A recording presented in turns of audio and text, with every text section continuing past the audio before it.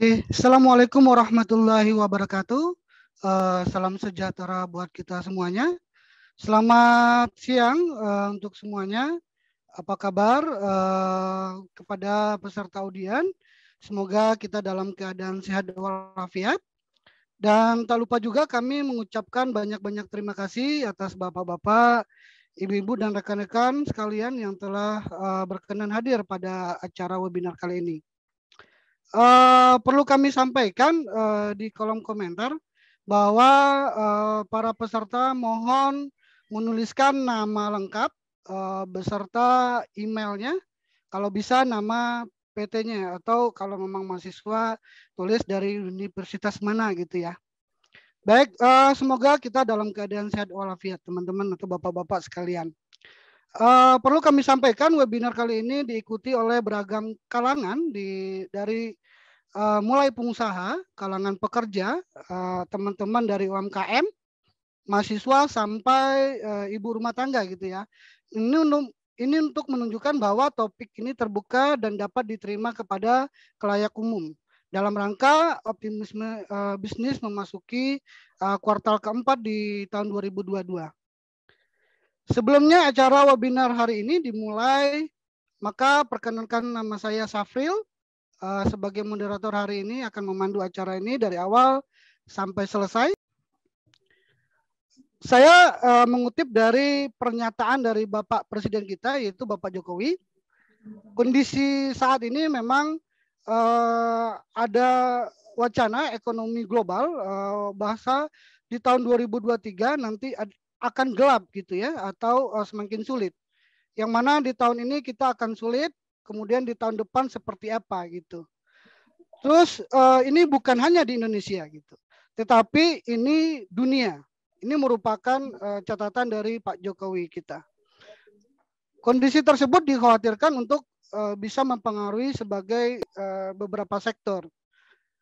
Ancamannya adalah krisis yang melanda dunia menjadi momok yang menakutkan untuk industri, apalagi keuangan, sehingga bagi investor uang tunai adalah raja selama resesi.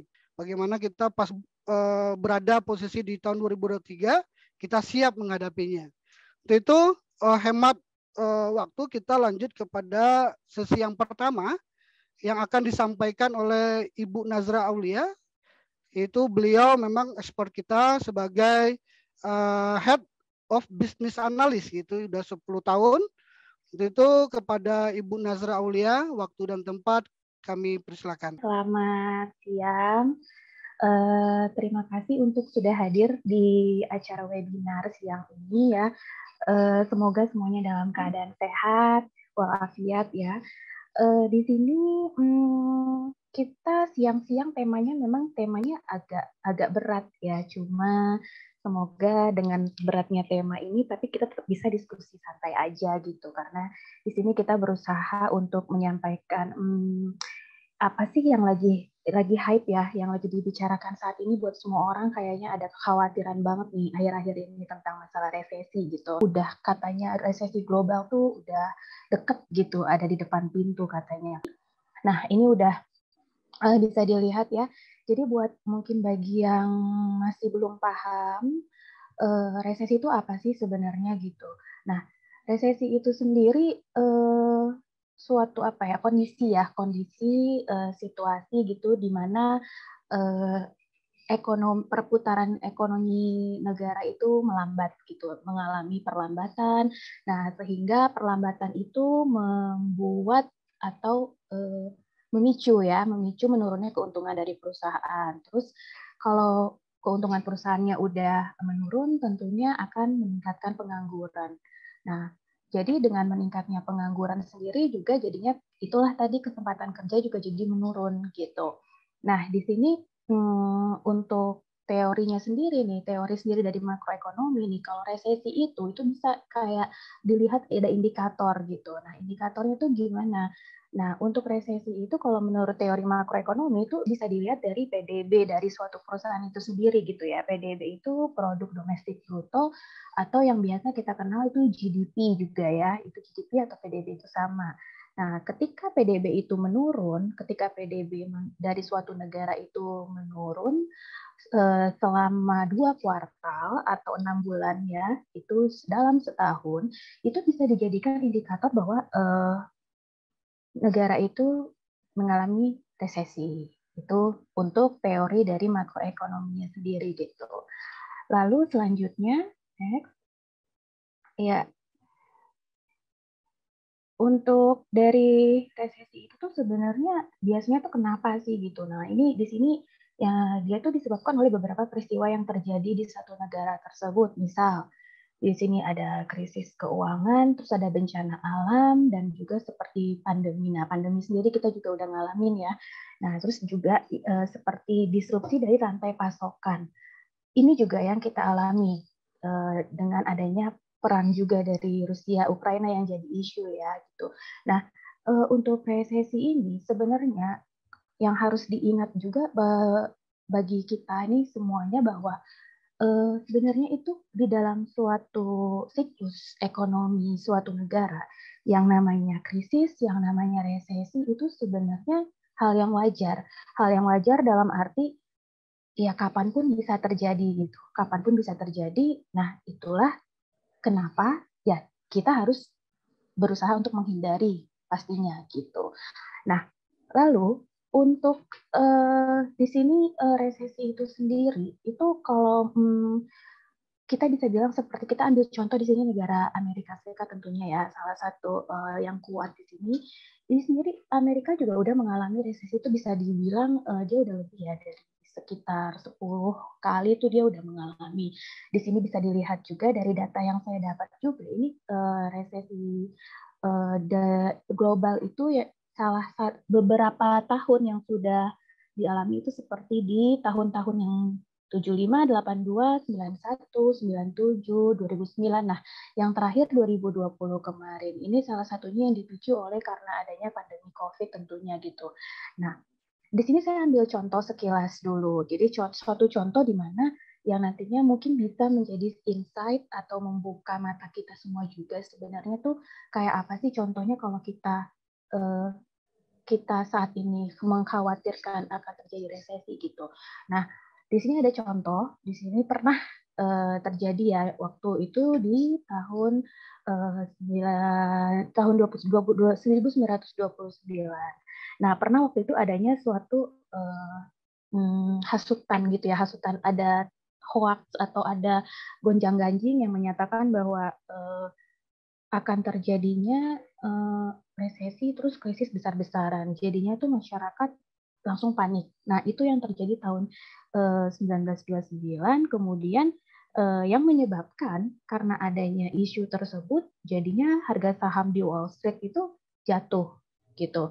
Harga saham di Wall Street jatuh, terus habis itu semua orang panik, lalu investornya juga gegabah, terus gegabah kemudian ya sudah dia ambil keputusan yang juga gegabah tentunya. Dia jual-jual lah sahamnya. Seolah-olah saat itu tuh kayak dijual aja deh dengan harga berapapun gitu. Jadi karena saking paniknya. Nah, dengan paniknya masyarakat itu, efeknya apa? Efeknya adalah jadinya perusahaan banyak yang tutup. Terus abis itu ketika perusahaan banyak yang tutup, otomatis banyak orang yang kehilangan pekerjaan gitu kan. Nah, jadinya efeknya domino pastinya ya, berturut-turut. Lalu karena yang terdampak itu juga Amerika, kemudian berdampak ke negara yang lainnya juga. Nah, sehingga jadinya saat itu ya dunia mengalami resesi besar-besaran saat itu. Nah, itu hanya dengan alasan yang nggak berdasar saat itu. Alasan yang nggak berdasar di sini maksudnya ketakutan itu nggak didasari dengan mungkin fakta-fakta saat itu, apa sih fakta-fakta atau ekonomi yang terjadi saat itu. Seperti itu. Next. Di sini untuk isu yang ada saat ini itu kan yang lagi terjadi apa sih yang menyebabkan ketakutan itu sendiri. Nah, kan ada ya, ada berita bahwa wah ini katanya banyak ekonom atau institusi keuangan bilang tahun 2023 itu bakal gelap, tahun 2023 akan suram, tahun 2023 kita akan masuk jurang, banyak banget ya kayak gitu. Nah, ini yang membuat orang-orang tuh udah mulai panik gitu. Itu benar nggak sih akan terjadi dan sebagainya gitu. Nah, proyeksi ini tuh yang namanya kan juga proyeksi ya. Yang namanya proyeksi juga kita kita tidak bisa memastikan itu benar terjadi atau nggak terjadi gitu. Nah, uniknya, nah di sini ada fakta juga uniknya. Ini di tahun ini. Uniknya ini ada kasus juga di Amerika bahwa, nah ini dia bertolak belakang dengan teori makroekonomi tadi gitu. Jadi seperti di Amerika itu di kuartal 1 dan kuartal 2 di 2022 ini itu PDB mereka negatif gitu. PDB mereka negatif berarti kan ini seperti teori makroekonomi tadi ya, bahwa kalau misalkan dalam 6 bulan, dalam 2 kuartal itu PDB-nya negatif, negara ini dia akan resesi gitu. Nah, tetapi kenyataannya malah bisnisnya itu bertumbuh gitu, ekonominya berjalan, terus lapangan kerjanya juga bertambah. Nah, di sini yang jadinya kita bisa menyimpulkan bahwa proyeksi itu eh, apa ya? Proyeksi itu tuh nggak bisa diandalkan gitu. Proyeksi itu nggak bisa diandalkan. Kita cuma kita bisa hanya menyiapkan apa yang harus kita lakukan gitu. Nah, di sini kita poin berikutnya, nah yang perlu kita ingat bahwa proyeksi ini kan udah ada nih sekarang ya, berarti itu kayak warning gitu, kayak warning bahwa wah kita nih harus apa, kita harus siapin apa, kita harus bagaimana. Nah, krisis yang sudah diprediksi dari sebelumnya itu adalah suatu krisis yang bagus gitu. Maksudnya adalah kita bisa menyiapkan kita tuh harus apa. Nah, beda halnya dengan krisis yang datangnya tiba-tiba yang kita nggak bisa prediksi. Misalkan yang sudah kita lalui kemarin, 2 tahun yang lalu, 2020, siapa sih yang prediksi, wah besok kita bakal COVID, ada COVID pandemi gitu. Nggak ada kan. Nah, dengan datangnya tiba-tiba kita dihajar pandemi COVID, langsung orang semua kayak, ya di mana-mana ya, bukan cuma di Indonesia, panik, bingung harus gimana. Nah, itu adalah suatu hal yang datangnya tiba-tiba. Kita nggak bisa prediksi. Nah, justru karena itu, karena resesi ini udah banyak yang proyeksi, memperkirakan. Nah, disitulah kita seharusnya memang kita harus mempersiapkan juga gitu.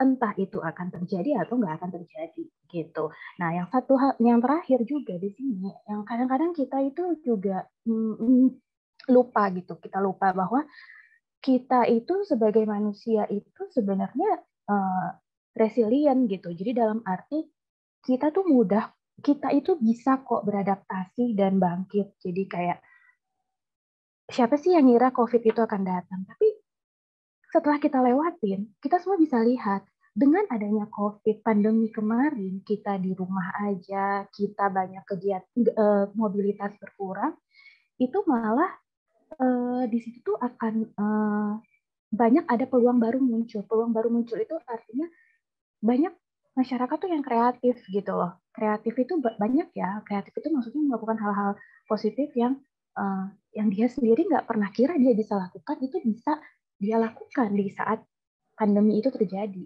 gitu. Salah satu contohnya. Next.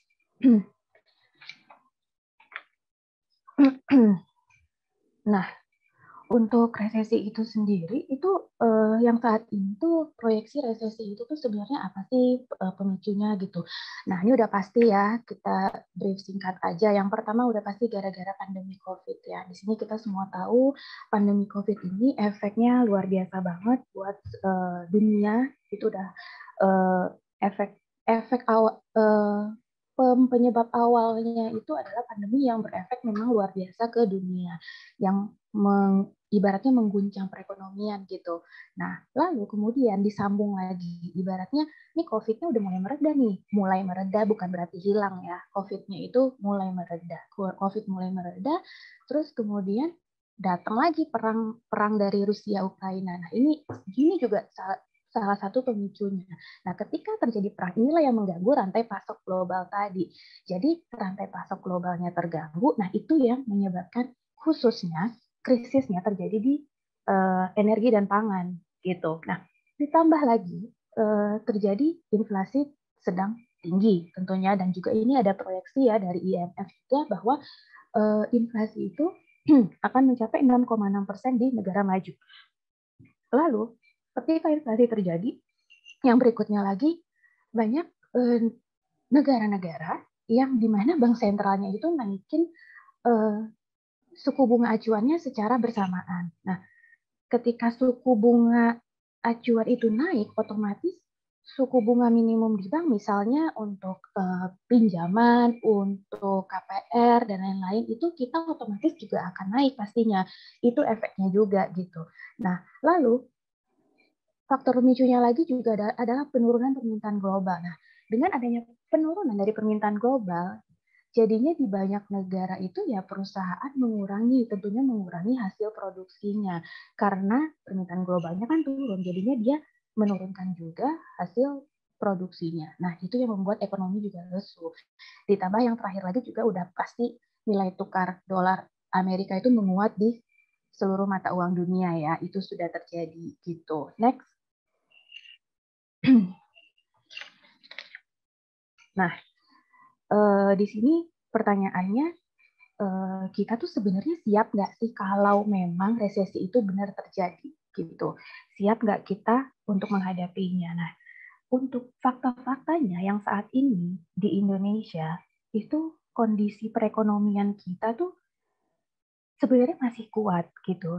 Kondisi perekonomian kita tuh masih kuat untuk menghadapi apa ya istilahnya kalau sampai ada krisis ekonomi global yang mengarah ke resesi saat ini itu bisa dibilang masih kuat.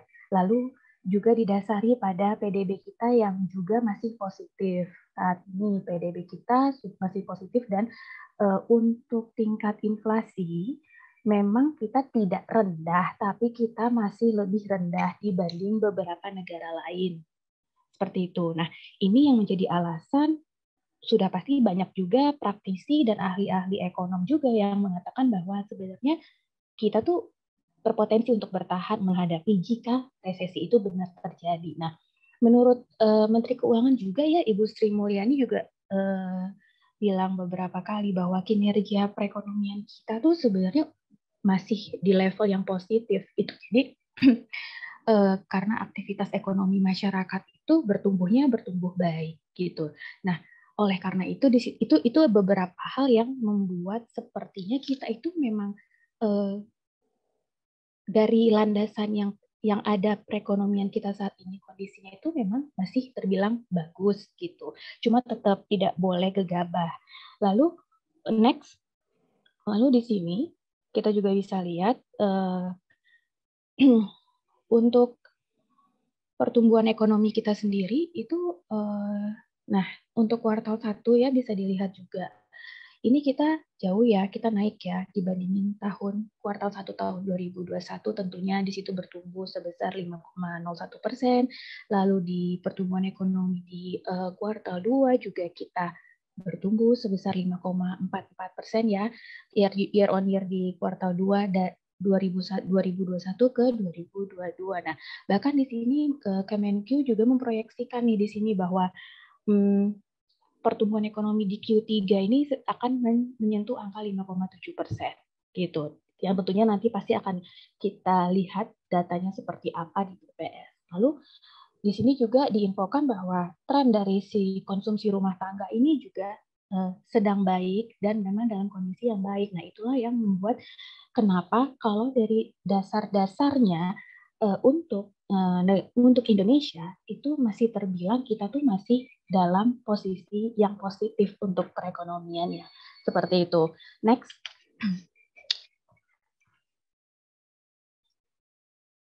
Nah, di sini kita bicara dulu yang dari pemerintah tentunya ya. Nah, pemerintah tuh harusnya tuh ngapain sih gitu. Nah, di sini kita ada beberapa brief singkat aja. Seharusnya tuh pemerintah tuh melakukan otomatis kebijakan atau antisipasi atau usahanya ngapain sih gitu supaya jika memang beneran terjadi itu kita harus apa gitu. Nah, di sini pemerintah tuh yang pertama udah pasti melakukan percepatan program pemulihan terutama gitu ya.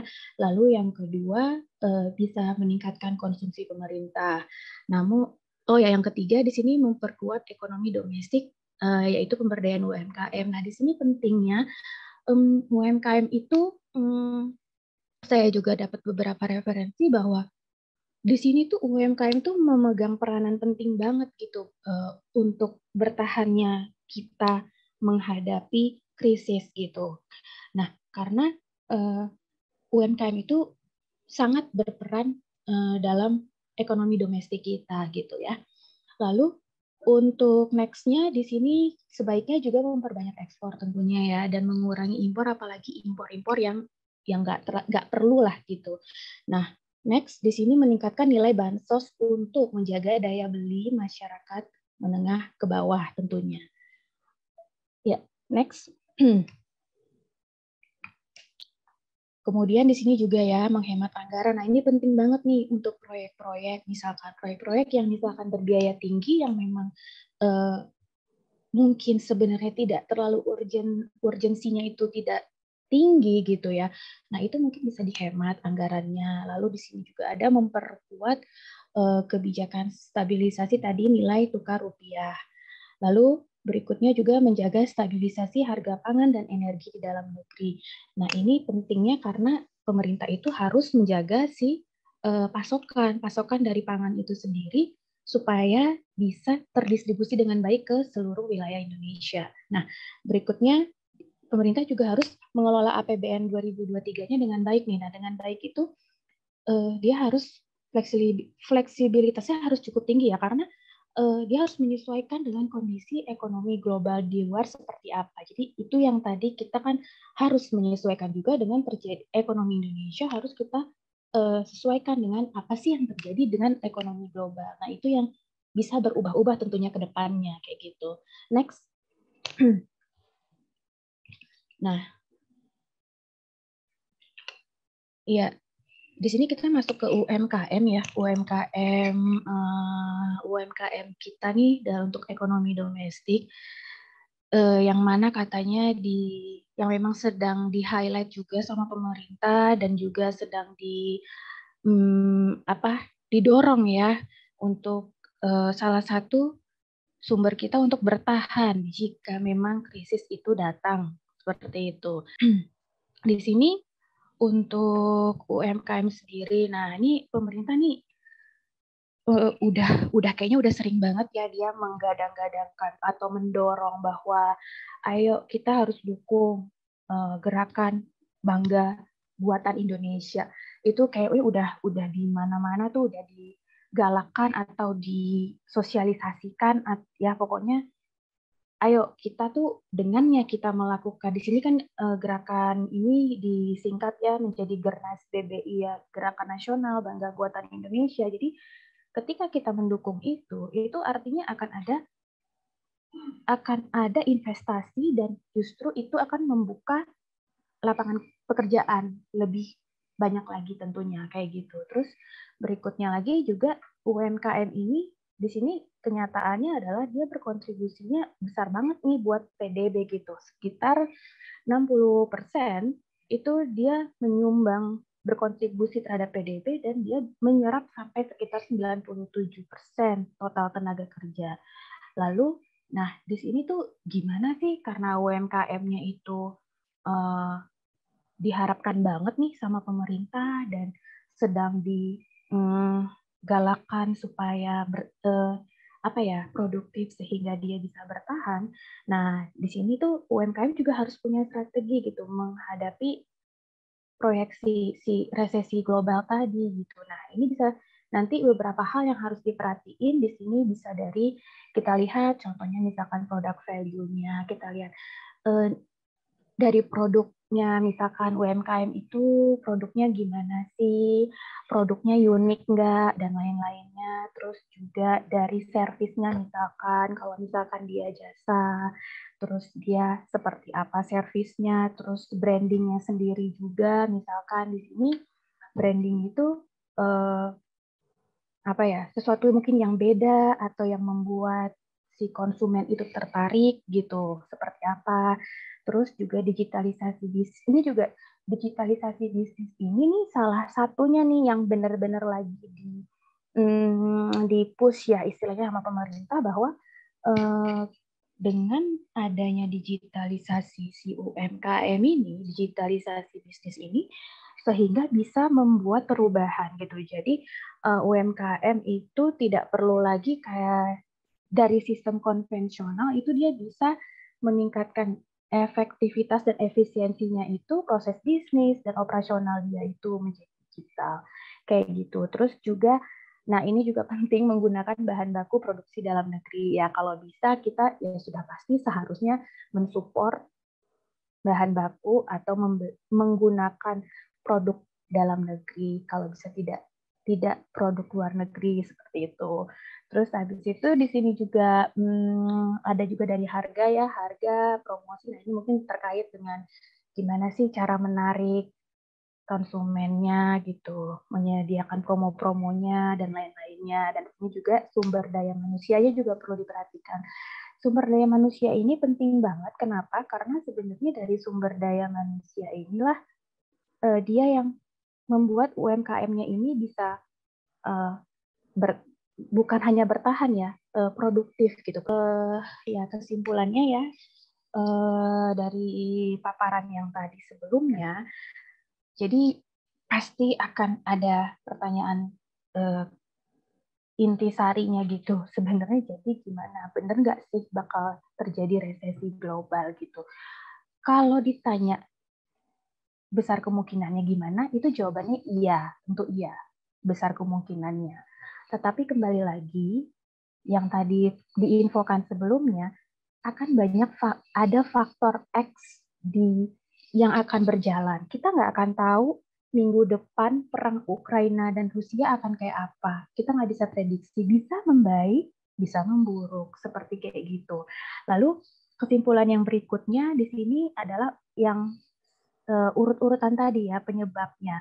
Nah, hal-hal yang di poin kedua ini bukan berarti satu poin terus mesti satu alasan terus sudah selesai, lalu alasan berikutnya terjadi terus selesai.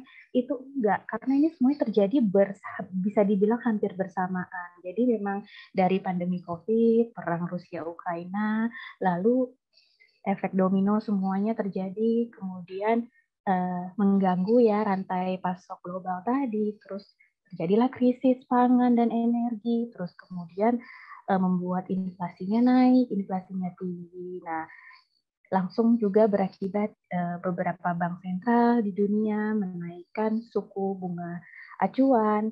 Nah, itu efek-efek yang terjadi penyebab dari kemungkinan terjadinya si krisis ini. Kesimpulannya juga bahwa tadi ya, gimana sih persiapan pemerintah atau persiapan negara kita ini saat ini tuh kayak apa sih gitu loh. Nah, kalau saat ini tuh dinilai tadi ya kita memang masih berada di zona positif, masih terbilang cukup baik. Lalu bukan berarti dengannya kita cukup baik ya udah berarti kalau resesi datang kita nggak apa-apa, enggak, bukan gitu juga gitu. Kita tetap sebagai ini pemerintah ya, kebijakan pemerintah itu harus disiasatitin lagi gimana kalau ini benar-benar terjadi gitu, karena nggak bisa selama juga kita kayak gini kayak gitu ya. Nah kemudian yang terakhir juga ini mungkin yang perlu diingat ya, ada baiknya tadi dengan beberapa paparan sebelumnya itu kita tuh proyeksi resesi ini tuh kita bisa menghadapinya mungkin objektif dan proporsional, nggak berlebihan. Dalam arti kita tidak terlalu worry, nggak terlalu takut, nggak terlalu khawatir, tetapi bukan berarti kita juga mengabaikan. Nah, karena ketika kita ketakutan berlebihan, itu malah justru akan menimbulkan panik dan kepanikan yang atau kekhawatiran yang sebenarnya nggak perlu gitu. Nah, jadi sebaiknya disikapi dengan objektif aja kayak gitu. Ya kurang lebih itu kesimpulannya sudah. Berikut saya kembalikannya ke Pak Syafril. Terima kasih atas waktu dan kesempatannya. Semoga cukup memberikan insight gitu dari saya. Terima kasih. Silakan Pak Syafril. Halo Pak Faris Fatani. Halo Pak Safril. Apa kabar Pak Faris? Alhamdulillah baik. Pak Safril gimana? Ih, Baik ya? Alhamdulillah Pak Gila Faris. menarik banget tadi ya ceritanya Bully ya. Luar Tentang biasa Pak, resesi global. pertanyaannya aja, Pertanyaannya juga luar banyak. biasa. Ya ampun. Ya maklum Memang Pak, menarik sih ya. sangat menarik. Kita melihat memang cakupan kita itu di kalangan berbagai macam ya, terutama pengusaha sama teman-teman kita di UMKM. Nah, mahasiswa juga ikut nih Pak. Kita tahu ya setelah dia lulus pasti, wah ini lapangan pekerjaan saya seperti apa nih Pak kalau Ya, terjadi resesi gitu ya Pak ya. luar Benar. biasa sih. Luar biasa. Sampai IRT loh, ibu rumah tangga juga pengen tahu nih. Besok kalau saya ke pasar nih, Iya. bagaimana nih Pak? Bisa Karena lagi masih lagi lagi bisa beli? menarik banget ya diskursus Betul. tentang resesi global ini. Oke, oke. Baik Pak Faris, kita udah ditunggu nih sama audien kita. Semoga Bapak Ibu Baik. tetap semangat ya untuk Oke. mengikuti sesi yang kedua ini. Kepada Bapak Faris Potoni, kami persilakan waktu dan tempat. Baik, terima kasih Pak Safril. Ya. Selamat sore Bapak Ibu dan juga rekan-rekan semuanya. Pada kesempatan sesi kedua ini, saya akan menjelaskan tentang Business Optimism Index di kuartal keempat tahun 2022. Sedikit saya jelaskan, mungkin karena ada beberapa dari partisipan yang baru pertama kali join di webinar tentang Business Optimism Index. Apa sih Business Optimism Index itu ya? Yang dimana Business Optimism Index ini kita rilis secara kuartalan atau per 3 bulannya. Nah, Business Optimism Index ini kita lakukan sebagai salah satu parameter kita mengukur tingkat optimisme berbisnis di kalangan pelaku usaha selama kuartal tersebut berjalan. Kalau di sekarang ini masuk kuartal 4, berarti gimana sih kira-kira optimisme para pelaku bisnis di kuartal keempat ini? Kalau tadi kita udah dengar ceritanya Bully, ada nggak sih nanti pengaruhnya resesi global terhadap para pelaku bisnis di Indonesia? Nah, untuk itu kami sudah melakukan survei terhadap 300 lebih pelaku usaha yang kita ambil dari database kita untuk menanyakan tentang beberapa parameter yang kita jadikan acuan untuk kita susun menjadi suatu kesimpulan atau dalam hal ini indeks optimisme, di mana parameter tersebut ada 6, yaitu sales dan net profit, selling price, new order, inventory, dan juga employment. Nah, keenam parameter ini yang nantinya akan kita tanyakan kepada para pelaku bisnis, apakah sales-nya naik, stabil, atau cenderung turun. Begitupun juga nanti net profit-nya naik, stabil, atau turun. Keenam parameter itu untuk mengukur selama 3 bulan ke depan ini atau di kuartal keempat ini. Yang kita lakukan survei adalah industri-industri yang mempunyai kontribusi terhadap PDB Indonesia, di mana kalau kita lihat di layar itu ada 9 industri sebenarnya. Di 9 industri tersebut ada agriculture atau pertanian, mining, construction, finance, utilities, manufacture, transportasi, wholesale, dan juga service. Nah, untuk itu sebelumnya saya juga ingin mengucapkan terima kasih pada Bapak atau Ibu yang mungkin hadir pada webinar kali ini yang sudah menjawab pertanyaan survei dari tim kami tentang Business Optimism Index yang sudah bertahun-tahun kita lakukan, karena kontribusi dari Bapak atau Ibu sekalian sangat penting buat kami untuk menyusun report tentang Business Optimism Index yang hasilnya akan kita paparkan dan menjadi insight kita bersama. Next. Oke. Secara umum kesimpulannya untuk Business Optimism Index di kuartal keempat ini mengalami penurunan. Jadi turun dari 18,2% di kuartal sebelumnya atau kuartal ketiga menjadi 14,4%. Kalau kita lihat di tabel grafiknya itu ya, itu ada diagram batang dan garis. Kalau yang batang itu tingkat optimisme indeksnya. Sementara kalau yang garis itu pertumbuhan ekonomi kita. kalau kita lihat trennya sesungguhnya di tahun ini, dimulai dari kuartal pertama, kedua, ketiga itu indeks optimisme dari kalangan pelaku usaha itu sebenarnya menunjukkan tren yang positif atau meningkat ya dari kuartal 1, kuartal 2, kuartal ketiga.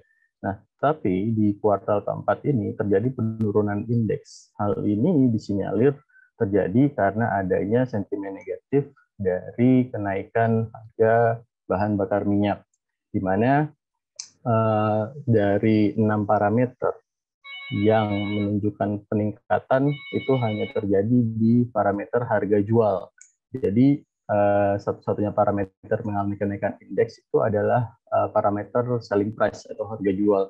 Di mana kalau kita ambil kesimpulan bahwa sebenarnya responden ini banyak di kuartal ini akan banyak melakukan upgrade harga nih, tentunya kenaikan harga jual barang dan jasanya akan terjadi di kuartal keempat ini. Sementara untuk 5 parameter lainnya itu mencatatkan penurunan jika dibandingkan dengan kuartal sebelumnya. Walaupun mayoritas responden 92% masih menyatakan bisnisnya masih akan stabil, dan di kuartal keempat ini sebanyak 6,39% prediksi akan adanya peningkatan, sementara hanya 1,1% sebenarnya yang akan terjadi penurunan kinerja bisnis mereka. Next. Oke, kita mulai dari parameter yang pertama, parameter sales, di mana untuk parameter penjualan, beberapa responden sebanyak 3% itu memperkirakan akan adanya penurunan penjualan di kuartal keempat ini. Namun masih lebih banyak dari responden kita ternyata yang memperkirakan akan adanya kenaikan penjualan di kuartal keempat ini sebanyak 14,3%. Dan mayoritas memang masih 82,3% menunjukkan memperkirakan penjualannya masih akan stabil, jadi tidak ada peningkatan yang berarti jika dibandingkan dengan kuartal sebelumnya. Nah, sektor-sektor yang diperkirakan yang paling optimis untuk akan adanya penjualan itu ada sektor pertanian dan juga pertambangan. Oke, next. Ya, untuk parameter yang kedua, net profit. Net profit ini atau laba bersih, parameter untuk kuartal keempat ini juga mengalami penurunan indeks jika dibandingkan dengan kuartal sebelumnya, di mana memang sungguhnya mayoritas hampir 98% responden kita menjawab bahwa profitnya masih akan stabil jika dibandingkan dengan kuartal sebelumnya, dan ada 1% dari responden yang memperkirakan akan mengalami kenaikan laba, di mana sektor-sektor seperti konstruksi dan manufaktur menjadi sektor yang paling optimis kalau laba bersih mereka di kuartal 4 akan meningkat. Next. Nah, ini salah satunya parameter yang menunjukkan peningkatan indeks dibandingkan dengan kuartal sebelumnya. Kalau kita lihat selling price atau harga jual ini mengalami kenaikan 9,3%, di mana 11,7% responden menjawab bahwa mereka akan menaikkan harga jual produk atau jasanya mereka di kuartal keempat ini. Dan sisanya mayoritas 88% responden menjawab masih akan menahan harga jual atau harga jual barang atau jasa mereka di kuartal ini. Dan menariknya memang tidak ada responden yang menjawab akan menurunkan harga ya karena di tengah kenaikan harga BBM, para pelaku usaha cenderung untuk menahan atau menaikkan harga BBM. Tidak ada pilihan opsi untuk menurunkan harga jual barang atau jasanya. Nah, peningkatan harga jual komoditas diprediksi akan paling banyak terjadi di sektor perdagangan dan juga sektor konstruksi. Next.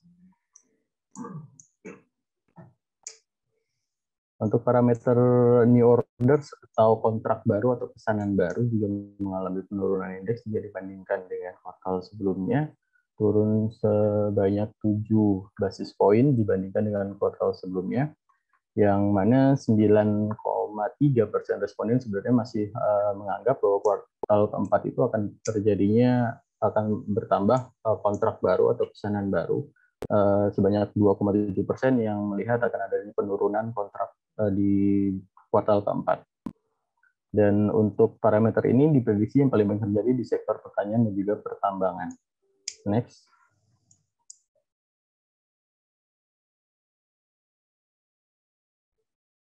Ya, ini inventory, di mana termasuk parameter yang juga mengalami penurunan sedikit sekali sebenarnya, hanya 0,7% jika dibandingkan dengan kuartal sebelumnya, dan mayoritas responden juga masih menganggap bahwa inventory mereka di kuartal keempat masih akan stabil atau cenderung masih stagnan ya, jika dibandingkan dengan kuartal sebelumnya, di mana sektor pertambangan menjadi sektor yang paling optimis akan adanya peningkatan persediaan mereka untuk kuartal keempat ini. Next.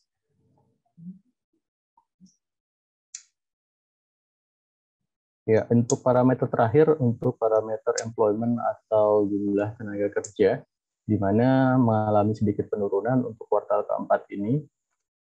Artinya kita bersyukur bahwa tidak sampai jatuh terlalu dalam indeksnya, karena kalau misalkan indeksnya terlalu dalam berarti otomatis akan menambah pengangguran di kuartal keempat ini. Tapi ternyata penurunannya hanya 0,3% jika dibandingkan dengan kuartal sebelumnya, di mana memang mayoritas responden masih akan mempertahankan jumlah tenaga kerjanya di kuartal keempat ini, sementara hanya 0,7% yang prediksi akan adanya penambahan tenaga kerja.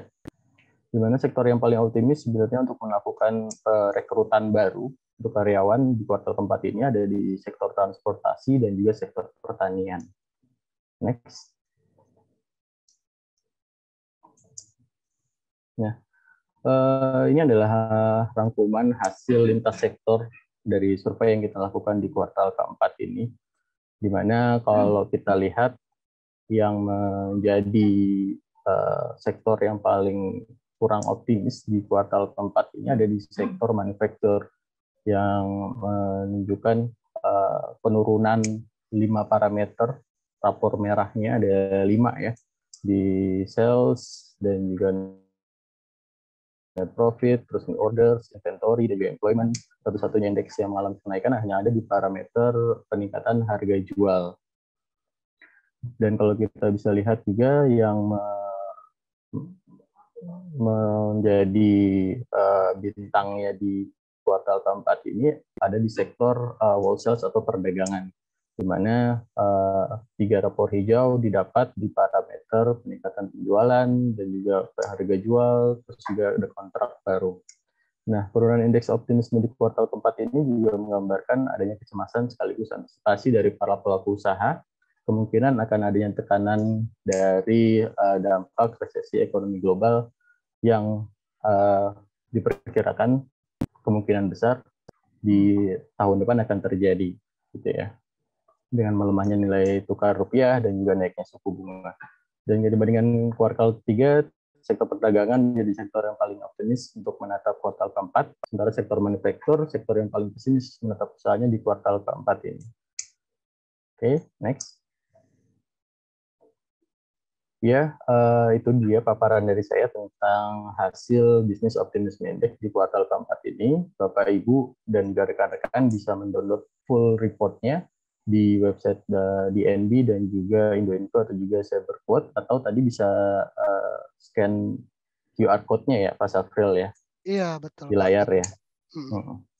Ya, Pak Safril, kira-kira itu yang dapat saya sampaikan.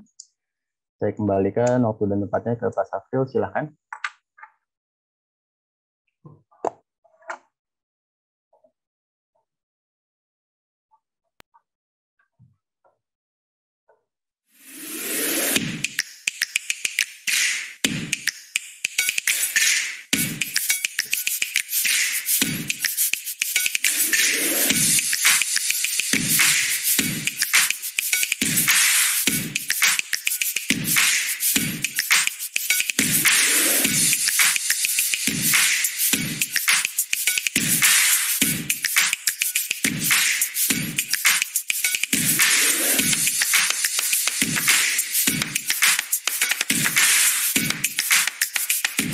Terima kasih Pak Faris Fotoni. Ini sangat menarik ya, relate dengan sesi yang pertama dengan sesi yang kedua ini. Ini sangat menarik, apalagi teman-teman kita juga banyak di kalangan di UMKM, tadi dibilang ibu rumah tangga. Kalau esensinya BBM naik, otomatis kalau kalau ibu ngantar anak sekolah, otomatis ini tambah biaya nih Pak Faris. Tambah biaya, betul Pak April ya. Sebelumnya saya tambahkan sedikit bahwa kalau di industri yang bertahan atau ya, bertahan. tumbuh ya. Iya betul Pak. Kalau kita lihat sendiri di industri yang bertahan atau tumbuh itu sebenarnya sudah mulai terjadi nih Pak di kuartal keempat atau di tahun ini tuh sudah menunjukkan tren yang positif. Ekspor Indonesia itu yang paling banyak komoditasnya adalah batu bara dan juga CPO. Betul. Nah, sementara untuk komoditas kita kebetulan sekali dengan adanya perang Ukraina dan juga Rusia nih, ya tadi ya ada resesi juga ada opportunity ya, di mana krisis energi, pembangkit di Eropa khususnya yang tadinya menggunakan gas yang disuplai dari Rusia, karena adanya pembatasan dan larangan, akhirnya kembali menggunakan pembangkit bertenaga batu bara. Dan ini membuat kita, Indonesia sebagai penghasil batu bara, salah satu penghasil batu bara terbesar, itu merasakan manfaatnya nih Pak. Karena batu bara harganya semakin tinggi, terus juga komoditas batu bara ekspor kita, makanya tercatat surplus juga, salah satunya juga dari batu bara. Nah, kalau kita lihat sendiri, emiten batu bara tuh bahkan profitnya sampai 100 bahkan 3 kali lipat. Oh, meningkat ya Pak? Meningkat karena kenaikan harga jual batu baranya Pak. Demikian Bapak Ibu dan teman-teman semuanya, acara webinar ini. Sekali lagi saya mengucapkan banyak-banyak terima kasih. Dan saya juga berterima kasih kepada narasumber kita, yaitu Bapak Faris Fotoni beserta Ibu Nazra Aulia atas waktunya. Semoga apa yang disampaikan beliau menjadi insight buat kita bersama, dan semoga kita bertemu kembali di dalam webinar yang akan datang. Saya Safril, undur diri. Wassalamualaikum warahmatullahi wabarakatuh. Waalaikumsalam warahmatullahi wabarakatuh.